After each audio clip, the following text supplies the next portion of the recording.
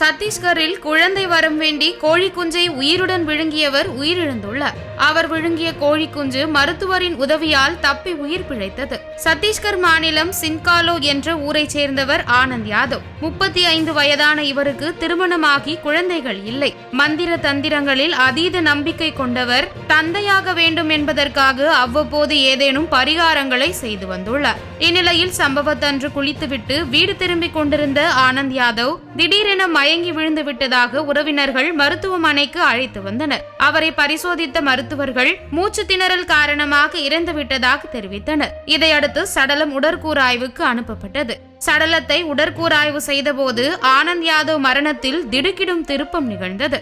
அவரது தொண்டையில் உயிருடன் ஒரு கோழி குஞ்சு சிக்கியிருப்பதை கண்டு அதை மீட்டனர்.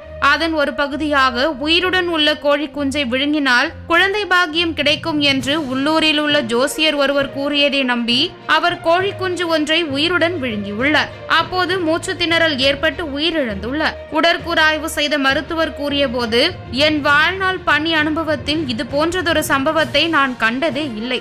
உயிரிழந்த ஆனந்த் யாதவ் தொண்டையில் 20 சென்டிமீட்டர் நீளம் கொண்ட கோழி குஞ்சை நான் வெளியே எடுத்துள்ளேன். இந்த கோழி குஞ்சு உயிருடன் இருக்கிறது. தொண்டை குழியில் சிக்கிய கோழி குஞ்சால் மூச்சு திணறல் ஏற்பட்டு உயிரை இழந்துள்ளார். கிட்டத்தட்ட 15,000த்திற்கும் மேற்பட்ட உடற்கூறாய்வு செய்த நான் இது போன்ற ஒரு வினோதமான அனுபவத்தை கண்டதே இல்லை என்று தெரிவித்தார். இந்த சம்பவம் இப்பொழுது இணையத்தில் பேசு பொருளாக மாறியுள்ளது.